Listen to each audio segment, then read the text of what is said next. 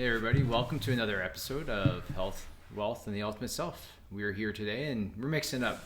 We had a really cool podcast guest that was scheduled for today, but we have to move them for 2 weeks from now. So we're going to kind of mix up and do kind of in the headlines and go through some different headlines. We kind of read through and dissect some articles and dissect kind of some intake on them from our stance and just kind of have fun with it. So Dr. Nutt, how are you doing today? Doing pretty good. Looking at some of these headlines, I'm on Yahoo News on the health, on the health tab, and there's some really interesting ones. There's lots of stuff about the CDC recommending boosters and lots of things talking about, Just line up. COVID. It's just still a lot of this stuff is all about COVID. Older U.S. adults should get another COVID shot, says health officials, says the CDC, says You can line up and get yours. Oprah Winfrey, apparently. So there's a whole bunch of these things, and I'll be honest with you, I'm not gonna get any of those things. What? I think I'll rely on my immune system to take care of that. There's some interesting ones on here. Let me get here. Oprah's leaving the Weight Watchers board. Big news. Are you trying to have a pun in there? Or what No, this is nutritional benefits of jicama. Okay. Nutritional, all right. So that's Jicama? very well health. Like a, Yeah, like it's kind of like an apple texture, but no sweetness. and potato. And kind of potato, Like yeah. It's like a root. Yeah, almost, it's a right? root vegetable, yeah. Here's some things about another huge settlement from a pharmaceutical company paying out $265 million settlement. But in the settlement, there's no say, they're not agreeing that there was any wrongdoing. That's their, Of course. the settlement. They're going to pay $265 million, Let's but they're not going to say sorry. Let's key in on that one. Yeah. Right? What was their drug? Or what was their product? Let me Let get me- back to it. Tell me what was the company, so we can kind of bring a spotlight on what and then too, like how much was that settlement? Because it wasn't tiny. It was $265 million, which it was a company that's being so the drug maker Sandoz to pay $265 million settlement in U.S. price fixing case. Yeah, so they were basically U.S. price fix, and I feel like we talk about this, and so if you look at, let's say, insulin, insulin, I think it was found and kind of isolated in terms of what discovery was it in the 1920s I think it was in Toronto. I know it's a Canadian research discovery, but the whole aspect of it, remind me, who was the discovery of it? I'm trying to go through. It wasn't Banting, was it? Don't remember my Canadian researcher history. I mean, he won a Nobel Prize for it. Yeah, Banting. Oh, I was right. Okay, so Frederick Grant Banting basically discovered insulin in 1923, and he gifted it. Right? He didn't want to monetize it, and got the Nobel Prize. So I think he discovered, I want to say earlier than that, but won the Nobel Prize in 1923 for it. And he wanted to gift it and basically make it available to people. Because again, prior to that, if you're a type 1 diabetic, type 2, you didn't really have, you had a lot more serious issues because you didn't have really a solid way to control it. So with this discovery, he wanted to make sure it was just free and easy to have access to. Well, I play hockey with somebody who's got type 1 diabetes. He spends $2,000 to $3,000 a month on vials of insulin, on a vial, or the cost of something that was supposed to be gifted to It's so crazy. And so a lot of times the rationale when it comes to costs behind a pharmaceutical product is, hey, well, we had to spend $1 billion to go through 10 years of study to get it to the market. They should get paid for their research and their development. Yeah, they took risks. They could have got halfway through the research and be like, hey, look, this is not going to pass clinical trials. We didn't make it past our phase 2 or phase 3, human trials. So And they're out money. So I understand the aspect where, like they have to recoup what they invested in to develop it, bring it out. But in this case, this is kind of the crazy part is like he discovered it in 1923. Well, I think it's 1920. I want to say it was 1920. But it's one of those things where, yet, how, and so usually, again, like there's a patent period where like, hey, this is unique, and then they start to kind of go off patent, prices start to come down. And again, with insulin, you're not really seeing that in this case. And you're still seeing people be gouged for it, and it's just insane. And this is like $2,000 to $3,000 a month, and that's with insurance helping. Mm-hmm. Mm-hmm. Yeah, how much is the insurance paying out for that? That's crazy. So, anyways, it's insane. So, kind of going back to this story where this Swiss generic drug maker Sandoz said on Thursday that it would pay $265 million to settle a price antitrust case in the United States. Under the agreement is resolving all damages claims. So basically saying we didn't do it, not without admitting any wrongdoing. Yet you're going to pay $265 million. Yeah, so we're not doing anything wrong, but here's a giant chunk of change, which is just insane. I want to kind of go back to the original dispute and what drugs. Case dates back to when Sandoz was part of the Swiss healthcare giant Novartis. I've heard of them before. And that, I think they said they paid out a settlement like 2 or 3 years before for $400 million. Novartis had already reached settlements for two similar antitrust lawsuits back in 2020 and 2021 of $400 million. So we're almost at $1 billion here in paying off. Case separate from two remaining plaintiff cases, which the company said concern indirect and downstream purchases and damage claims under state law. Defends itself. I want to know what the heck they did. Let's dig into that, because I think that's one of those things where, I mean, it's not like a little slap on the wrist. That's some decent money, and why on earth are they having to pay? And what did they do? What was the original claim? So PFAS, chemicals to be phased out of food packaging. Was the PFAS that we were talking about in our environmental toxin? Are PFAS the things that were on the flossers? Yes. Yeah. So I mean, which is crazy. I mean, so obviously they heard our podcast and were like, "Oh my gosh, like we got to phase these things out," and obviously did it very quickly because if anything, the government is very quick and efficient at changing these federal guidelines on food chemicals. I don't think that's the case. I'm going to go with that one on the hunch. But yep. PFAs, which is crazy. It's like, so where were those PFAs being found? Was it like, didn't you say like a pizza box lining? Packaging. Which you start thinking about these things, and you got a hot pizza sitting on a box, just absorbing, liberating whatever chemicals are in that cardboard box. And it's the same thing, like dental floss, you're sitting there grinding it up against your teeth. How many ever, if you picture that though, like there's good access to your bloodstream. You know how many times if like you floss, you're not supposed to get a ton of blood, but if every now and then you go a little hard, you have so many blood vessels that are ready to absorb. You absorb different supplements, medications sublingually. So you have the ability to pull these toxins in. Just because you don't swallow the dental floss, you're still having exposure that can be pulled in. And then again, if you floss like your dentist tells you every day, how, so 365 days a year, for how many days or how many years are you exposing yourself? And over time, what effect does that have on your body? Whether it's your endocrine system, is it play into the pattern of this like crazy decline in male testosterone, which is like decline by half, and over 10 to 20 years we've seen decreases in testosterone. And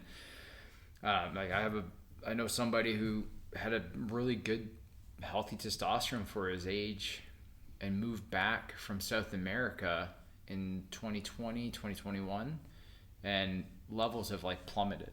And it's just like, what in his environment might explain that? And that's kind of going through, and we're just starting to run some chemical panels. But again, looking at that, like they know it's bad. What else is this being exposed to? Starbucks. I mean, I get so grumpy when They don't ask, and they just put that plastic stopper in my coffee. I'm like, I don't want that in my coffee cup. Who knows what's lining the inside of that cup to make it not slowly break down the probably cardboard. some of these PFAs. Probably some of the PFAs. So because the PFAs are oil resistant, water resistant, things that are put on like burger wrappers, on the inside lining of like French fry containers. Salad and fast food chains use pretty much these things in all of their boxes and packaging. Just insane. Well, I mean, again, it's always one of those things where it's like, do I like the idea, as a, having options for patients to have like accessible food prep, but it's hard for me to get behind these companies like, hey, look, we will make food prep easy and come to your door. And they come in these plastic-like containers with plastic film over, and they're just to be heated up in this junk. Let alone like, so kind of just, okay, let's just say for 1 second that you don't take it and heat it up in there. So you don't leach whatever chemicals are there when you heat it up. But when they were producing it, did they kind of mass produce while those products were hot and then put them in that chemical, right? So like and again, because I've had this conversation with patients, like, hey, look, I do this, I order this food service, they come in, I have pre-made meals for the week, they come in 3 a day, but I don't heat it up in that stuff. I take it off and I put it in a glass container and I heat it up that way. The microwave aspect's a whole other story, but that being said, if you think about it, it's like, all right, so you have 20 trays laid out that you're prepping, and this company is like, is that food going in hot? And then it cools, probably, right? I mean, they probably want some type of vacuum and what have you, and so having heat with it's going to be one of those things. So even though you're taking it out of the glass, like, is that food going in there hot and leaching chemicals out into your chicken that should be healthy, but are you still introducing chemicals, right? And I think that's the part where it's just like people are wanting and trying to do the right thing because they don't feel well. And I think a lot of times people look at people who don't feel well, who aren't healthy, like, and they just kind of like, oh, they don't take care of themselves. And I don't think that's true for a lot of people. I think they're trying to put things in place to be better, like whether it's the meal service or I had this, the other day on Tuesday, went to the gym. Usually every Tuesday is like heavy gym day, get after it. So I usually go to the gym for that day, and I walk out, and it's crazy because I kind of like, you walk out and all you smell are like every fried food restaurant in that neighborhood. And I'm like, picture the person that's like, I'm going to do the gym, I'm going to exercise, I'm going to turn my health and life around and get going on the right path. And like, you just come out and it just smells like fried French fries, fried chicken over here. And you're just like, and it's the same thing with like the people in your environment, like how many people around you are doing the things that are healthy. And I just think that there's so many things that surround people that make it really hard to change your health. And again, I'm not making excuses for them, but I can see why people can struggle with it. It just made me very empathetic of like somebody who's like, because again, I think too, like if it's not a habit, right? I mean, some people are like, oh, it takes 21 days to create a habit. Whereas neurologically, I think it's way more than that. There's people that, kind of argue it's, 100 days. So picture like you're early into trying to form new habits and lifestyle, and just the potential sabotage around you. And I think that was kind of one of those things where like wanted to do a post on it of like, this is why it's important to have your group of friends around you to be supportive and emulating what you want for your health. Like if you have 10 friends around you and 7 of them are binge drinking, eating crap, going home, eating crap, going to the restaurant, ordering the bad food, and be like, oh, you're eating the salad and like the light food today. Like kind of like you kind of start to empathize and feel bad for people. They're like, man, you're trying, yet your group, your environment is not conducive to it. Yeah. So. And I mean, that's on that same thing is like, fast foods. If you don't think fast foods have chemicals and things in them to make them addictive and to make them so like dopamine driving, reward system driving of like yes, I've got this Big Mac, or I've got this whatever, I got this whatever the fast food is, French fries or whatever. It's like they're made to be addictive.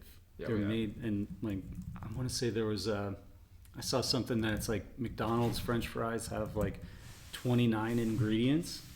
It's like, shouldn't it just be a potato fried? Like in some sort, there should be 3 ingredients: salt, potato, and whatever oil. But instead, it's got to be some kind of Franken food. This is sorry. I listened to this one. Are you on another chemical one too? Well, yeah, this is parents of children who ate Was it arsenic? lead-tainted applesauce describe how kids are doing months later. It's like, No crap.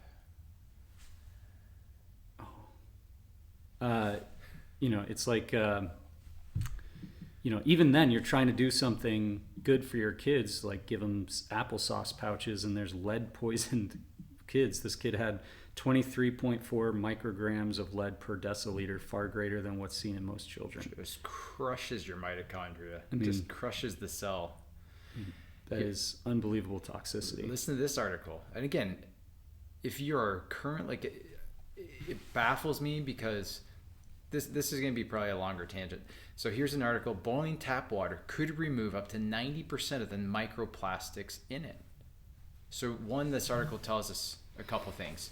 They're admitting that your tap water, the water that you brush your teeth, you shower, you drink, hopefully you don't drink, is tainted with microplastics. So whether it's plastics from your bottles, you name it. I mean, clothing, microfibers from all these like synthetic fibers. A lot of this stuff is getting into our waterways. How are you making sure you're doing things to remove it? So I like this article in the sense of like, okay, do I really think boiling is going to remove it? I don't understand, like boiling is going to heat something up, so are you dissolving it? Yeah, are you going to end up with like a little glob of plastic at the bottom by the end of time? It's one of those things. Like, here's probably one of the explanations in terms of why our endocrine system is just getting tortured, and we're seeing hormone levels decline. Because we know like BPA, like in plastics, there's studies showing like even the BPA alternatives has a reduction in testosterone in the animal models. I think it's like 10% pretty much after a fairly short exposure.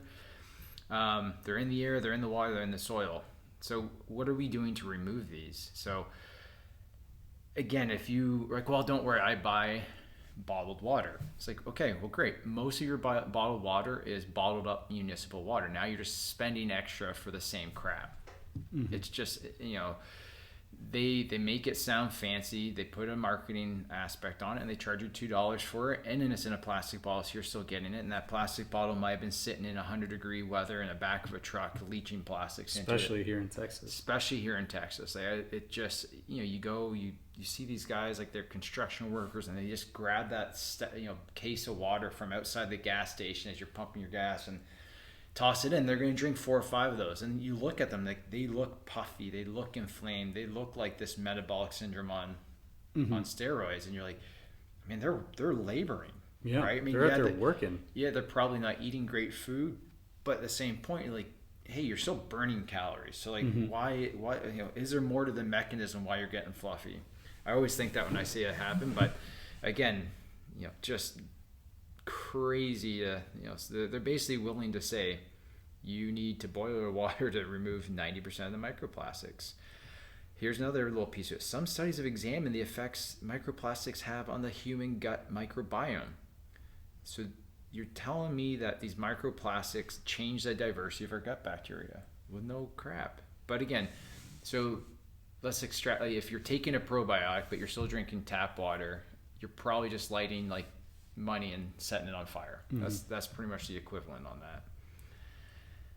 It's just a little interesting. Plus, boiling water, if there's non-vaporing chemical in there. Yeah, like, are you inhaling it now instead of drinking? Well, inhaling, but are you just like, yes, you might. Okay, first off, I'm hesitant to believe that it gets rid of microplastics. Secondly, you're also concentrating things that will not vapor off. Like, so if there is heavy metal in that water, or if there is like medication residues, which we know that, like, specifically like mental health drugs, SSRIs in particular, are crazy high in our tap water. Like you're just concentrating those things down, as opposed to like, I mean, the water is going away, but that chemical stays in whatever fluid you are going to drink. And that, again, I'm hesitant. I'd like to see the research on how much of this microplastic is actually getting. Long-term side effects of chronic exposure to microplastics include digestive disorders. Do you see more or less of those? More. Endocrine disruption, more or less hormone issues. Every person in our office. Obesity, more or less. That's skyrocketing and it's not going anywhere. Cardiovascular disease. Whoa, wait a sec. So it's not a cholesterol problem only. So there's more to it. Yeah. Neurodegenerative disorders. Alzheimer's, Parkinson's. Yeah. I mean, Parkinson's has a heavy chemical toxicity component to it. They all do. I mean, just crazy. Like we know your brain will throw down and change protein construction as a way of trying to like having a protective immune response to try to deal with a chemical or an infection. So that being said, it's just like, well, that's not a surprise from what we see and what we know in research. Now they're trying to say microplastic exposure and consumption disproportionately affect low-income communities. Like, yeah, I could see that, but at the same point, like, I see a lot of wealthy people drinking out of a plastic bottle of water and all the time. And again, I think it's a systemic issue. Now, I think those people, if they have issues with it, may have a harder time finding somebody to advocate for them. Because it's not a pill you can take. It's how do you change your home? How do you start incorporating filtered water into your system? But anyways, I thought that was an interesting article as we were on the chemical train. In other news, Amy Schumer's Cushing's syndrome diagnosis raises questions about cortisol. What is it, and how do we know if your levels are high? I'm sorry to hear that she has Cushing's syndrome. Cushing's syndrome is a release of excess cortisol. It can be medically induced, where if you take too much like prednisone or oral steroids or injectable steroids, it's one of the main reasons why they don't allow you to get more cortisone injections. Like if I have like a beat up shoulder from a high school injury or something, they limit you on how many cortisone injections you can get. Well, and so the opposite of Cushing's would be Addison's, right? I mean, where you lose the ability to produce it due to an autoimmune mechanism. So JFK had Addison's. So she's got the opposite, where she's abundantly pushing out cortisol. Yeah, excess cortisol. So typically ends up in kind of like a roundish, puffy face. Little buffalo hump on the old buffalo hump in the back of the neck. And central obesity, arms and legs get skinny because of the way that cortisol works. It basically like melts your muscle. Yeah, eats that, but yet stacks away fatty triglycerides into fat cells. There was something in here. I read it and I was like, oh, I want to talk about that because let's talk about it. Okay, so it's commonly known as the stress hormone, and I hate it when people call cortisol a stress hormone, because it's not. I mean, yes, is it released during stressful periods, but I wouldn't call it the stress hormone, because why would it, if it was the stress hormone, why would it be elevating and at its highest right before you wake up? You're not stressed at 6 o'clock in the morning. So it's not a stress hormone. It's more of a blood sugar regulation hormone when you are fasting. Like, this is the number one thing, the number one job of cortisol is to maintain your blood sugar in a fasting state, meaning it's going to break down your fats and your proteins.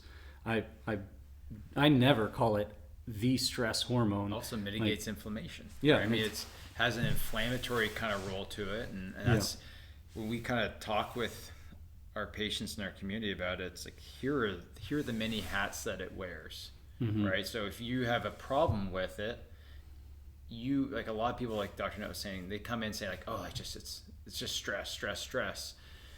And so like you can take things that support your adrenal glands that make cortisol are called adaptogens. You can take those all day long till you're blue in the face. But if you don't figure out what's kind of nickel and diming and beating up cortisol, you're kind of sitting here at the end of it. Like, you know, people have chronic infection, right? People have this reoccurring, constant and chronic infection, and let's say it's in the sinuses because we're going there in a little bit, anyways. If that never leaves, your immune system's always just trying to send the cleanup crew, the let's clean up inflammation crew, but just is always kind of comes and goes. Like every other month, you're having like it flares back up. That would be a potential mechanism to start to just deplete and kind of fatigue your adrenals.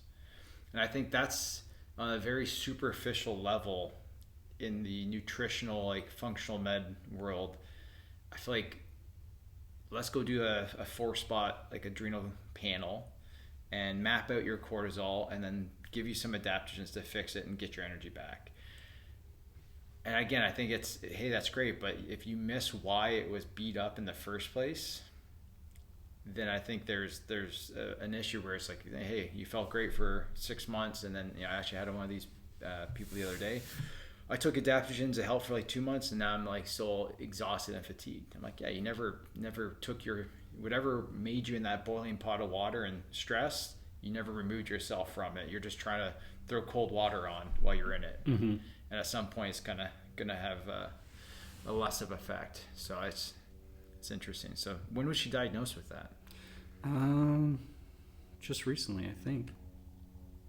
I'm just kind of skimming it. It's talking about, and it's interestingly, they start talking about Addison's disease, which is like if you're in this fight or flight response or in this like stress state or basically hyper production of adrenal hormone cortisol, you can end up getting, you can basically burn it out. And it says the word, this doctor here said adrenal insufficiency, which is like pretty functional. Pretty functional. A lot of times, like for years, they would never recognize it unless it was Addison's, like unless it was straight up like pathological. Like, so even though, like, let's say a range for cortisol could be, morning cortisol can be 6 something to 19, I think is roughly the lab range. You could be at the 6, be told you're normal, yet Bob, your neighbor who wakes up with morning energy, is at 17, feels great. And that you're kind of grouped together and you're told like, hey, you're both normal, yet you're on very different ends of the spectrum. Even though you wake up at the same time, you break your fast at the same time, yet you have almost a 10-point spread in your cortisol levels. The one with the 6 is fatigued and has the symptoms of it. Needs the coffee, needs to just crush stimulants. And then every time like they eat, they need to have another stimulant to kind of keep them going. Probably wakes up throughout the night too. Again, it just shows you. So it's interesting. This is, for years, they just would say like adrenal insufficiency or fatigue is just kind of like, it's not out there. It's like, well, it is. It's just not pathological, so they're not going to throw necessarily a medical intervention at it. They're going to wait till it gets to a point where it's just nothing can come back from it, and you need the medical. So it's good to see that they're kind of throwing in some more. This is also talking about the kind of like the stretch marks, the purple striae.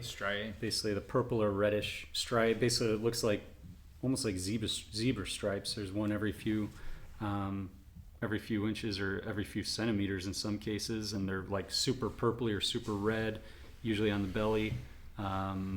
And then this says a fatty lump may also appear between the shoulders, which we talked about that. We talked about the little buffalo hump. Many symptoms of excess cortisol overlap with other medical conditions, including diabetes. So basically, what is cortisol doing? It's doing a process called gluconeogenesis. It's taking non-carbohydrate sources of fuel and turning it into sugar. So that's our fat and our protein, muscle, and it'll increase your blood sugar.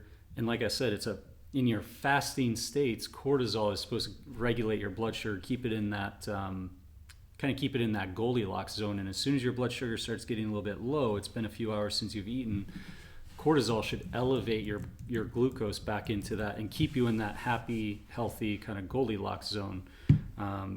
The problem is sometimes when we have these excess cortisol, you can dump too much fat and protein into and basically convert that into sugar, and dump too much sugar into your blood, and then it will look like your blood sugar is elevated all the time. Your A1C might start showing some symptoms, and then people are sitting here going, oh, you just have diabetes, here's your metformin, when in reality it's like, and I've seen this before, especially in people who are kind of like on the thinner side, where it's like stress-induced diabetes, like type 2 diabetes. It's like they're super thin. They could, they tell me that they can eat all they want and they never gain a pound, but their A1C is at 6.2, their glucose is at 115, their insulin is at 15, 16, 17, kind of getting up towards again, not pathological, not in the medical terminology. The medical LabCorp ranges are 2.4 to basically 24 or something like that. It's, huge range. So when that glucose gets up too high, you start releasing the insulin. And this is, basically what are the cell types that will never say no to more sugar?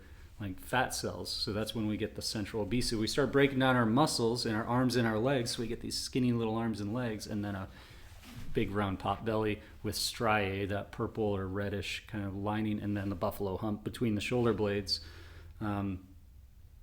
This is, and every one of these patients comes in and goes, well, I started intermittent fasting. And I sit there and go, no, please, you got to stop intermittent fasting, because you're stressing the system that's causing your problems in the first place. You're putting more demand on the shoulders of cortisol. It's already just like tanked. Yeah, I'm doing fasting cardio in the morning. My trainer wants me doing fasting cardio in the morning. I'm sitting here going, stop. Like, that has got to be, it's just, again, I'm happy that I'm sad to hear that she has this cortisol problem. We can help you with it, but I'm happy that there's some light being shined on Cushing's, because I think it is a much bigger problem.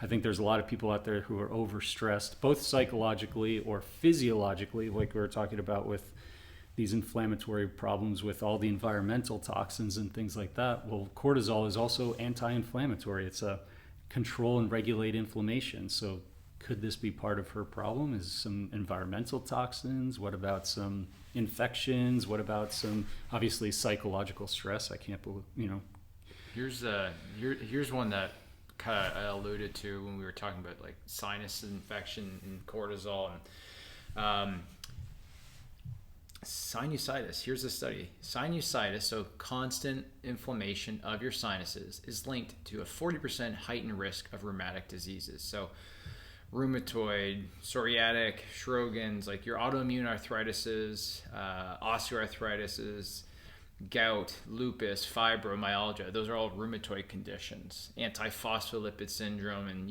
look at like infertility in that one.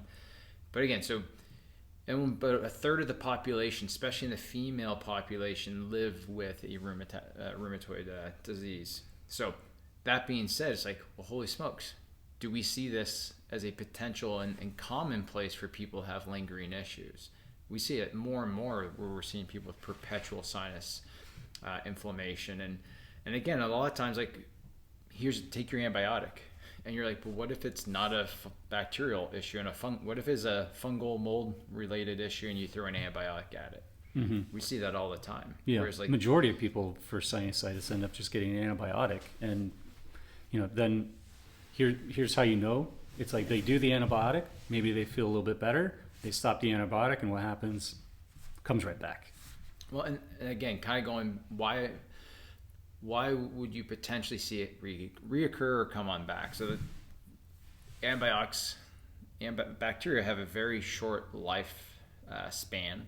So they're when they replicate, it's very easy for them to make an adaptive change away from that allows them to have a little bit more deviance or survivability against the antibiotics. So your antibiotic resistance. The other aspect, and that's kind of this, like, I don't want to say it's a new concept, but you have bacterial biofilms. You have biofilms, bacterial, viral biofilms, but they're these, kind of protective layers or coats that shield portions of the colony away from the basically the treatment agent, whether it's an antibiotic, antifungal. And so it's very important that if there's a biofilm, that the biofilm has to have a treatment addressed to it as well. Mm-hmm. And so if you're looking at that and you're like, hey, you have a bacterial infection and it is truly a bacterial, then what are you doing to break down the biofilm so that the antibiotic has the best penetration and the best basic efficacy? Same thing if it's an antifungal. But again, like, case in point, like how many people, when we go after these sinus issues, like do they now, like they don't have like the puffy eyes, they like, oh, I just wake up and I feel like I'm inflamed and just all the time. Again, it's one of those things where it's like your mucosal membrane, that sticky, snotty stuff in your sinuses, is one of your first areas that your immune system has to react and protect you from things in the environment. And if it's a chronic threat that never goes away, again, like what's the long-term chance that it's going to cause bigger problems than just the initial infection? Mm-hmm. So, but anyways, I thought that was interesting. It's like, yeah, you got to treat the entire person. And so, previously we knew smoking had a negative impact on it. Well, duh. Anyways, smoking just crushes so many aspects of it. Here's one that's close to my heart. Low-level blasts from heavy weapons, like military weapons, can cause traumatic brain injury. 2 engineers explain the physics of invisible cell death. How about obviously not everybody's going to be standing next to a howitzer blasting into the air, but how about any time that you're at a concert and you're leaving the concert and your ears are just giving you that little ring, or you're hammering something and then you stop hammering, or you're in a room with someone hammering something, it's like, man, that made my ears ring a little bit. All that little tinnitus could be potentially cell death. And that's basically just spontaneous nerve firing, and that's what our brain is perceiving with those high-pitch tinnitus. We've been seeing a lot of tinnitus that actually goes perfectly hand in hand with what we just talked about with the sinusitis. Is so many times people with sinusitis also have tinnitus, and when you treat the sinusitis the way that we were talking about, doing a nasal swab, discovering everything, the fungal infection, mold infection, bacterial, viral, whatever it is, and then treating everything in the sinuses, oftentimes has a super beneficial aspect of treating the tinnitus. It's just, oh boy, that's a good one. Oh man. Again, I'm like, you had to be paid to find this. Somebody, belly fat linked to cognitive decline in people at risk for Alzheimer's. No way. So Alzheimer's in the rest of the world is called type 3 diabetes. In a lot, so if someone becomes diabetic or starts to develop insulin resistance, there's studies that show you immediately start to double your risk for Alzheimer's.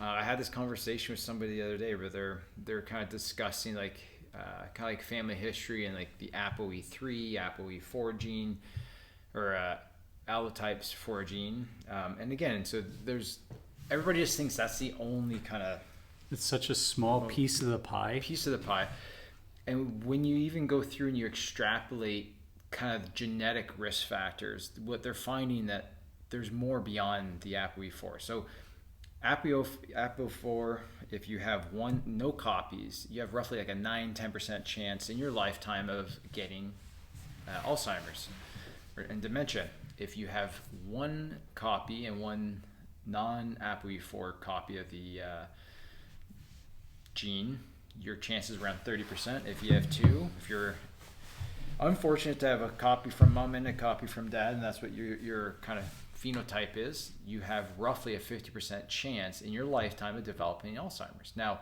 again, why do 50% not get it, and why do 50% do? Again, that's the beautiful aspect on, there's so much environmental influence.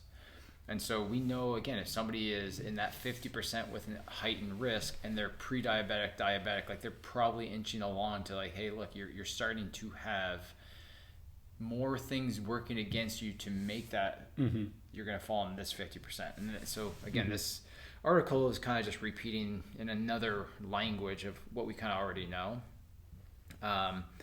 You take that same person and maybe add some COVID or some herpes infection, even just periodontal disease, like there's a whole bunch. Vascular, I mean, there's so many different types of like, there's add a in lot some of cortisol, some Cushing's. Chronic stress, there's some insomnia, there's some depression, like all these things change environmental toxin, change your trajectory on the cognitive risk.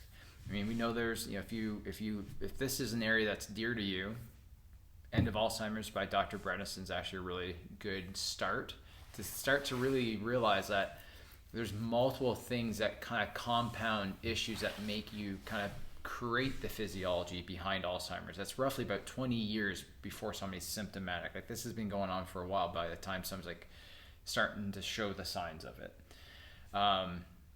So if you're sitting there and hoping like, hey, I don't want to be in that 50%, start doing things now. But part of it's blood sugar. Like, be lean, be active, improve your insulin sensitivity. From a lab standpoint, you need to be, your HOMA-IR score. So it's basically a metric based off of your fasting glucose and your fasting insulin. You can use that. You can Google HOMA-IR. You plug that in, and that will give you a score. You want that less than 1.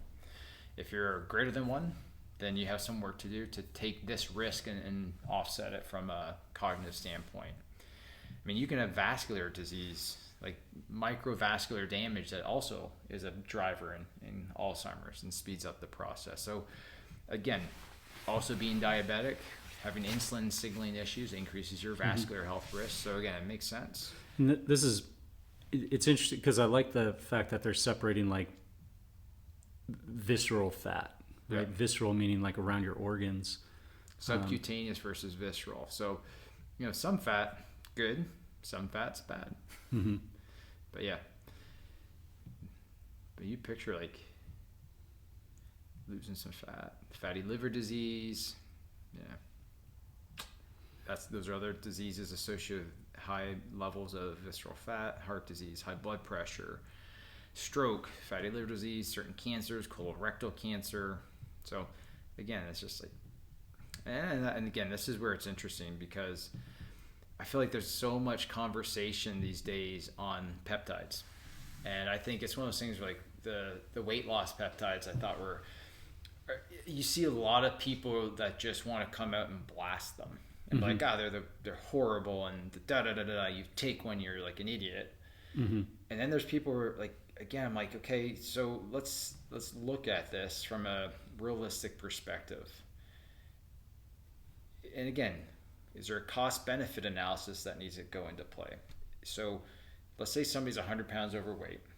They're eating well, they're exercising, and they're not really moving the needle because there's so much fat tissue that's having this inflammatory aspect that can also start to trap weight on. And so I was heavily against the GLP-1s, like Ozempic, semaglutide, Mounjaro, tirzepatide. Like, I thought they're like, just work out, move. Mm-hmm. When you look at, some people can have genetic reasons. So there's, if you have a PON3 gene that's under like methylated, then that increases your chance of like you just not responding well to caloric restriction. These people tend to respond incredibly well to GLP-1s. But anyway, so exercise, the headline here is exercise helps keep the weight off after stopping a GLP-1. Again, so picture this scenario, like if you have a family history of dementia and somebody's like, oh, you don't want to touch those. You're not diabetic, they're not for you. I'm like, yeah, but that person's 100 pounds overweight. Mm-hmm. Could this be something, I just look at this as like, hey, this is a tool. It's a tool in the toolbox that could be potentially used to help kickstart a process. A lot of times I tell people like, most people, we start with a couple of supplements or lifestyle changes, stuff like that. I tell people the supplements I'm giving you are just like kickstarting a motorcycle. Once you get the engine running, it's self-perpetuating and it runs unless you tell it to turn off. And GLP-1s, I think, are something you can kickstart the engine. It helps with, some of them help with insulin sensitivity. I think tying it with nutrition, with supplementation, getting to underlying causes, checking everything to see if there's any of these underlying causes that we've been talking about is just doing a GLP-1, like a Ozempic or a Mounjaro or whatever these is doing the peptide solely going to fix it? And I think that's the problem with a lot of the research is like, how is this with no other variables changing? And it's like, yeah, people are going to lose weight, but when they get off, what's going to happen? They never change the lifestyle. They never included exercise. I think a lot of the early research showed that a lot of the weight loss was soft tissue and muscle, basically like connective tissues. And I think the thing that anytime anybody is doing anything with these GLP-1s, it should also be including like, hey, if you're going to take this, you also need to be doing weight training or exercise or something that's going to maintain your muscle mass and basically stimulate the need to maintain muscle mass, so that your body basically starts going, oh, maybe I should just focus on the fat cells, as opposed to like, oh, this guy's using his arm muscle, maybe I shouldn't burn that. This guy's using his legs and his butt and his abdominal muscles to move, so we're going to maintain that tissue, but where else can we scavenge energy from? Fat cells. Yeah. Well, and I think that's it. So if you go through and you look at that like analysis of like, yeah, you lose some muscle mass, it's the same thing when you compare the percent of muscle mass loss from just straight up, hey, I'm going to go and reduce my calories, fasting. I'm going to just eat less and go about my day. The amount of lean muscle mass loss is comparable to doing the peptide, which again, if all you're doing is taking that drug or that peptide to suppress your appetite, but yet you're not going in and like, hey, I need to be also trying to tell my body to put on lean muscle mass, yeah, you're probably going to come off that peptide, and you're going to never have a habit that really supports you staying in the green or in where your outcome was.